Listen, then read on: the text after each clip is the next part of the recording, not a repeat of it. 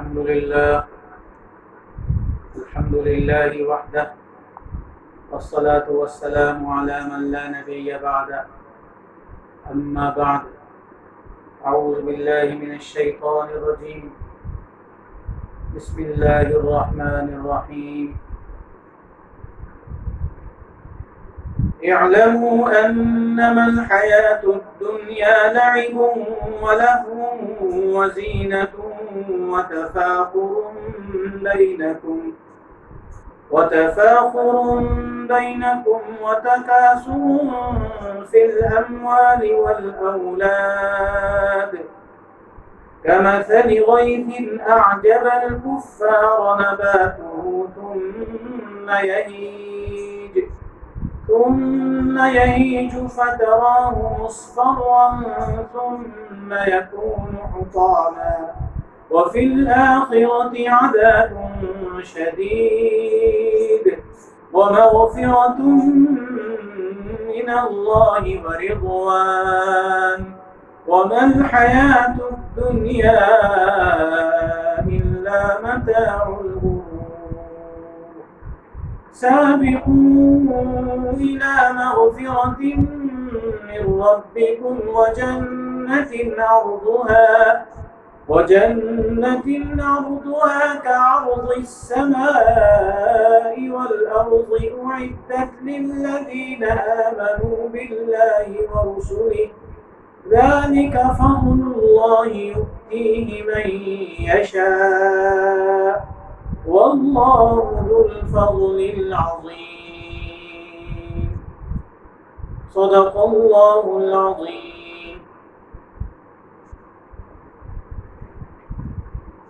آج 23ویں تراویح میں 27ویں پارے کی تلاوت کی گئی ہے. دوران تلاوت یہ دو آیات بھی آئی ہیں جو میں نے آپ حضرات کے سامنے تلاوت کی ہے. ان آیات میں اللہ رب العزت نے انسانی زندگی کو مختلف مراحل میں اور مختلف ادوار میں تقسیم کیا ہے اور یہ بتلایا ہے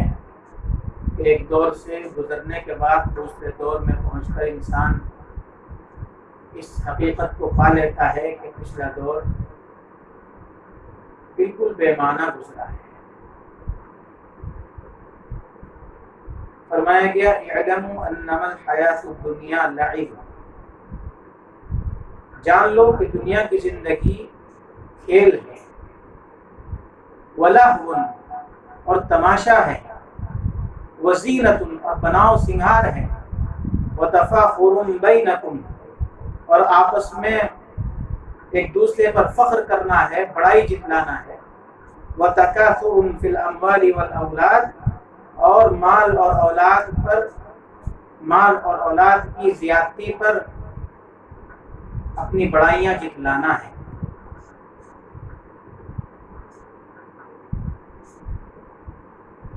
انسان جب بالکل ابتدائی عمر کے اندر ہوتا ہے تو اس کی کچھ حرکات، اس کے کچھ کھیل ایسے ہوتے ہیں کہ جن کا کوئی مقصد نہیں ہوتا ہے. مثال کے طور پر وہ کھلونوں سے کھیلتا ہے یا دوسرے اور طرح طرح کے کھیل اس کے ہوتے ہیں جن کا سوائے تھوڑی دیر کے کوئی اور فائدہ نہیں ہوتا ہے. تھوڑی دیر جب تک وہ کھیل چل رہا ہے تب تک وہ اس کے لیے باعث لذت بنا ہوا ہے، لیکن کھیل ختم ہونے کے بعد اس کی لذت ختم ہو جاتی ہے، لیکن اس کا کوئی فائدہ اس کو حاصل نہیں ہوتا ہے. پھر وہ بچہ کچھ بڑا ہوتا ہے تو اب اس کے کھیل کی نوعیت بدل جاتی ہے. پہلے اگر وہ کھلونوں سے کھیلتا تھا تو بڑا ہونے کے بعد اب وہ بیٹ بال کھیلتا ہے، فٹ بال کھیلتا ہے، بیڈمنٹن کھیلتا ہے، نشانے بازی سیکھتا ہے، تیر اندازی کرتا ہے، تیرتا ہے. یہ کھیل جو ہیں ان کا کسی نہ کسی درجے کے اندر ایک فائدہ یہ ہوتا ہے کہ انسانی جسم کو اس سے تازگی محسوس ہوتی ہے، انسانی جسم کے اندر توانائی آتی ہے، ورزش ہوتی ہے۔ لیکن پھر اس سے آگے بڑھتا ہے انسان، اس عمر کے اندر پہنچنے کے بعد ان کھیلوں کو دیکھ کر اسے لگتا ہے کہ گزشتہ زندگی کے اندر، بچپن کے اندر جو ہم نے کھیل کھیلے ہیں وہ بالکل بے فائدہ تھے، ان میں وقت کے ضیاع کے علاوہ کچھ نہیں ہوا۔ پھر ایک عمر آتی ہے جس میں انسان کو اپنے بناؤ سنگھار کی لگ جاتی ہے، میرا کپڑا ایسا ہونا چاہیے، میرا جوتا ایسا ہونا چاہیے، میری ٹوپی ایسی ہونی چاہیے، میری پینٹ میری شرٹ ایسی ہونی چاہیے، میرا کوٹ ایسا ہونا چاہیے۔ وہ اپنے زیب و زینت پر توجہ دیتا ہے، بناؤ سنگھار پر توجہ دیتا ہے۔ پھر آگے بڑھتا ہے تو اب اس کا دوسروں کے ساتھ موازنہ کرنے کا دور شروع ہوتا ہے، وہ دوسروں سے مقابلہ کرتا ہے کہ یہ آدمی ایسا ہے تو میں ایسا بن جاؤں، یہ آدمی یہ کام کر رہا ہے تو میں ایسا کام کر لوں، یہ آدمی اتنا ترقی کر رہا ہے تو مجھ سے آگے بڑھ جاؤں، اور اس پر اپنی بڑائی جتلاتا ہے، تفاخر کرتا ہے، فخر کرتا ہے، اپنے آپ کو بڑا سمجھتا ہے، دوسرے کو اپنے سے کم تر سمجھتا ہے۔ پھر ایک عمر وہ آتی ہے کہ جب انسان بوڑھا ہو جاتا ہے تو اب اس کو اس پر فخر ہوتا ہے کہ میرے پاس اتنی دولت ہے، اتنا مال ہے، اتنا بینک بیلنس ہے، اتنی زمین جائیداد ہے، اتنا بڑا میرا بزنس ہے، یا میرے اتنے بیٹے ہیں، اتنی بیٹیاں ہیں، اتنے پوتے ہیں، اتنی پوتیاں ہیں، اتنے نواسے ہیں، اتنی نواسیاں ہیں، وہ انہیں پر فخر کرتا ہے، یہاں تک کہ وہ اس مختلف دور سے گزرتا گزرتا اس دنیا سے رخصت ہو جاتا ہے۔ تو اگر دیکھا جائے تو ان میں سے کسی بھی مرحلے میں انسان کو قرار نہیں ہے۔ لعب والا جو دور ہے وہ بھی بے قراری والا ہے، بے ثبات ہے، اس کو باقی رہنا نہیں ہے، اور اس کے بعد پھر لہو کا دور آتا ہے تو بھی چند روزہ ہے، اس کو بھی دوام نہیں ہے۔ پھر زینت کا دور آتا ہے تو وہ بھی دوام والا نہیں، وہ بھی وقتی ہے۔ پھر تفاخر کا آتا ہے، پھر مال اور اولاد کی کثرت کو بیان کرنے کا آتا ہے۔ لیکن ان میں سے اگر دیکھا جائے تو کسی بھی صورت میں جماؤ نہیں ہے، کچھ دن کے لیے ایک حالت آتی ہے، پھر دوسری حالت آ جاتی ہے، پھر تیسری حالت آ جاتی ہے، یہاں تک کہ انسان ان مختلف ادوار سے گزرتا گزرتا اس دنیا سے ہی گزر جاتا ہے، رخصت ہو جاتا ہے۔ اس کی مثال اللہ رب العزت نے یہاں بیان فرمائی، کمثل غیث اعجب الکفار نباته ثم یہیج فتراه مصفرا ثم یکون حطاما۔ انسان کی یہ بے ثباتی، یہ بے قراری، یہ ایسی ہے جیسے تیز بارش ہوتی ہے، تو تیز بارش ہونے کے بعد زمین جو ہے تر و تازہ ہو جاتی ہے، اس کے اندر پیداوار کی صلاحیت پیدا ہو جاتی ہے۔ جو زمین بنجر ہو گئی تھی، خشک ہو گئی تھی، وہ زمین بارش ہونے کے بعد جو ہے تر و تازہ ہو جاتی ہے، پھول جاتی ہے، اس کے اندر جو بیج ڈالا جاتا ہے، جو دانہ ڈالا جاتا ہے، وہ جلدی سے اگ آتا ہے۔ اس بارش کے نتیجے میں جو زمین کے اندر شادابی آئی اور پھر اس سے جو فصلیں اگنی شروع ہوئی، تو کاشتکار دیکھتا ہے کہ یہ میری کوشش جو ہے اس کا نتیجہ سامنے آنے والا ہے، یہ لہلہا رہی ہے، سرسبز و شاداب کھیتیاں ہیں۔ کفار کافر کی جمع ہے، جس کے ایک معنی یہ بھی ہے کہ وہ شخص جو اللہ کا انکار کرنے والا ہے، ایک معنی یہ بھی جو آدمی اللہ کی نعمتوں کی ناشکری کرنے والا ہے، اور ایک معنی اس کے کاشتکار کے بھی آتے ہیں، کسان کے بھی آتے ہیں، کیونکہ وہ دانے کو زمین کے اندر چھپانے والا ہے۔ اس لیے یہاں کفار سے مراد بعض افراد نے کاشتکار ہی کو لیا ہے۔ اور بعض افراد نے اللہ کو نہ ماننے والے کو مراد لیا۔ اگرچہ کاشتکار چاہے مسلمان ہو چاہے غیر مسلم ہو، جب وہ اپنی کھیتی کو تر و تازہ ہوتے ہوئے دیکھتا ہے، بڑھتے ہوئے دیکھتا ہے، تو اس کا چہرہ خوشی سے کھل جاتا ہے۔ اس کو لگتا ہے کہ اب یہ میری کھیتی جب تیار ہوگی تو اس سے مجھے فائدہ ہو جائے گا، میری محنت کارآمد ہو جائے گی، وصول ہو جائے گی۔ لیکن مسلمان اور غیر مسلم میں فرق یہ ہے کہ مسلمان اس کو دیکھتے ہوئے اللہ کی نعمت سمجھ کر اس پر سجدہ شکر ادا کرتا ہے، اور غیر مسلم جو ہے وہ اللہ کی نعمت اس کو نہیں سمجھتا ہے، اللہ کا شکر ادا نہیں کرتا ہے۔ تو وہ دیکھتا ہے کہ میری یہ کھیتی جو ہے بڑھ رہی ہے، تر و تازہ ہو رہی ہے، ہری ہو رہی ہے، سرسبز و شاداب ہے، ثم یہیج، اچانک وہ سوکھنی شروع ہو جاتی ہے، اور سوکھتے سوکھتے جو ہے وہ زرد ہو جاتی ہے، اور وقت سے پہلے ہی وہ زرد ہو کر کے وہ دانے پورے بننے کے بجائے چورا چورا ہو جاتے ہیں، ناکارہ ہو جاتے ہیں۔ اس کاشتکار کی ساری محنت ضائع ہو جاتی ہے، اس سے اس کو کچھ حاصل نہیں ہوتا ہے۔ تو ایسے ہی انسان کی زندگی جو ہے وہ سرسبز و شاداب کھیتی کی طرح ہے، لیکن کتنے دن کے لیے اس کی سرسبزی ہے؟ چند روز کی سبزی ہے، اس کے بعد اس کو زرد ہو جانا ہے، سوکھ جانا ہے، خشک ہو جانا ہے۔ ایسے ہی انسان کی زندگی کے اندر جو باغ و بہار آتی ہے وہ چند روز کی ہوتی ہے، اس کے بعد اس کے اندر تبدیلی پیدا ہو جاتی ہے، انقلاب آ جاتا ہے۔ تو جب انسان کی زندگی کا کوئی مرحلہ ایسا نہیں ہے کہ جس کے اندر ثبات ہو، تو اس پر فخر کرنا، اس پر اترانا، اس پر اپنے آپ کو بڑا سمجھ کر دوسروں کو حقیر سمجھنا، یہ انتہائی نادانی کی بات ہے۔ اس لیے فرمایا وفی الآخرۃ عذاب شدید، جو آدمی اس دنیا کی ان رونقوں میں اور ان نعمتوں میں الجھ کر کے اللہ سے غافل ہو جاتا ہے، اللہ کی نعمتوں کا شکر ادا نہیں کرتا ہے، وفی الآخرۃ عذاب شدید، تو اس آدمی کے لیے آخرت میں سخت عذاب ہے۔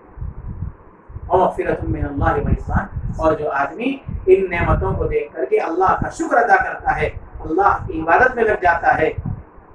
تو پھر اس کا انعام اس کو یہ ملتا ہے کہ اللہ رب العزت کی طرف سے اس کے لیے بخشش کا فیصلہ بھی ہوتا ہے، اور اللہ رب العزت کی رضامندی بھی حاصل ہوتی ہے۔ تو گویا ایمان والا جو ہے وہ دنیا کے اندر بھی اس سے نفع اٹھاتا ہے اور آخرت کے اندر بھی نفع اٹھاتا ہے، جب غیر ایمان والا جو ہے وہ دنیا کے اندر بھی اس سے نفع سے محروم ہو گیا اور آخرت کے اندر بھی نفع سے محروم ہو جاتا ہے۔ آگے فرمایا وما الحیات الدنیا الا متاع الغرور، دنیا کی زندگی جو ہے یہ تو دھوکے کا سامان ہے، اس کو ثبات نہیں ہے، جیسے پانی کا بلبلہ ہوتا ہے، وہ اس کو ٹھہراؤ نہیں ہے، ایسے ہی انسان کی زندگی کے اندر ٹھہراؤ نہیں ہے، مختلف ادوار آتے جاتے رہتے ہیں، ایک دور گزرتا ہے، دوسرا آ جاتا ہے، دوسرا گزرتا ہے، تیسرا آ جاتا ہے، تیسرا گزرتا ہے، چوتھا آ جاتا ہے۔ تو جس طریقے سے کوئی انسان ہوا پر اعتماد کر کے بیٹھ جائے، اس پانی کے بلبلے پر اعتماد کر کے بیٹھ جائے، اسی طریقے سے اگر کوئی آدمی دنیا کی زندگی پر اعتماد کر کے بیٹھ جاتا ہے تو وہ کبھی کامیاب نہیں ہوتا ہے۔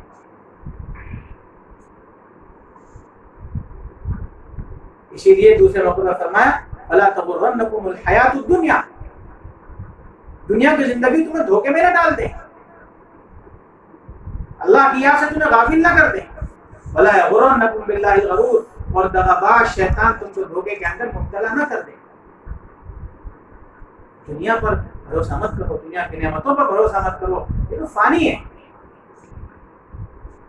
البتہ اگر کسی کو دائمی نعمتیں چاہیے تو اس کے لیے آخرت کا مقام ہے، اس لیے فرمایا سابقوا الی مغفرۃ من ربکم وجنۃ عرضها كعرض السماء والارض، کہ سبقت کرو، دوڑو اللہ کی بخشش کی طرف، اپنے رب کی بخشش کی طرف، یعنی ایسے کام کرو کہ جس سے اللہ رب العزت بخشش فرما دے، اللہ رب العزت معاف فرما دے، اور دوسرے وجنۃ عرضها كعرض السماء والارض، اور ایسی جنت کی طرف دوڑو کہ جس کی چوڑائی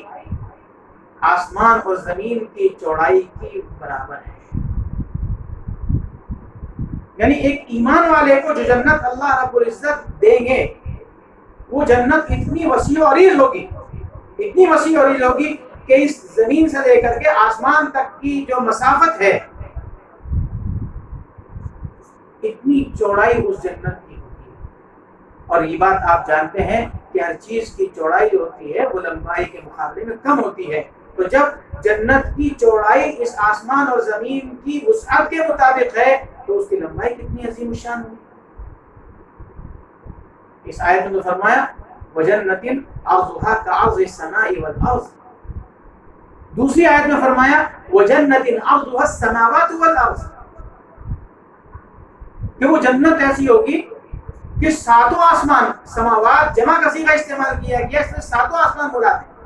کہ ساتوں آسمان اور ساتوں زمین کی جو مسافت ہے، ساتویں زمین سے لے کر کے ساتویں آسمان تک کی جو مسافت ہے اتنی چوڑائی اس جنت کی ہوگی کہ جتنی چوڑائی اتنی چوڑائی اس آسمان اور زمین کی ہے اتنی چوڑائی اس جنت کی ہوگی جو اس ایمان والوں کو ملنے والی ہے۔ اتنی عظیم الشان جنت اللہ رب العزت اس ایمان کی بدولت عطا فرمائیں گے۔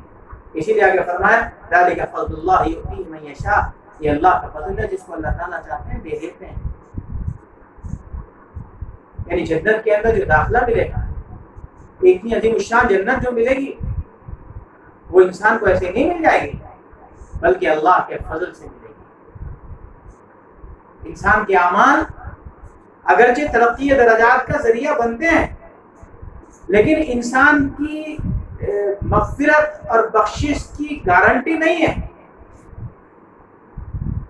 حضور اکرم صلی اللہ علیہ وسلم نے فرمایا لَيُدْخِلَ أَحَدٌ الْجَنَّةَ عَمَلُهُ، کسی آدمی کو اس کا عمل جنت میں داخل نہیں کرا پائے گا۔ صحابہ نے پوچھا یا رسول اللہ کیا آپ بھی اس کے اندر داخل ہیں؟ آپ نے فرمایا ہاں، جنت کے اندر انسان جائے گا تو اللہ کے فضل سے جائے گا، بغیر اللہ کے فضل کے کسی انسان کو جو ہے اللہ تعالیٰ کی جنت عطا نہیں فرمائیں گے۔ اسے فرمایا ذالک فضل اللہ یؤتیہ من یشاء، اللہ جس کو چاہتا ہے اپنے فضل سے نواز دیتا ہے، واللہ ذو الفضل العظیم، اور اللہ تعالیٰ بڑے فضل فرمانے والے ہیں۔ اللہ تعالیٰ ہم کو اپنے فضل و کرم سے جنت کا مستحق بنا دے، ایسے اعمال کرنے والا بنا دے کہ جن اعمال کی بنیاد پر ہم جنت کے مستحق بنتے ہیں۔ وآخر دعوانا الحمد للہ رب العالمین۔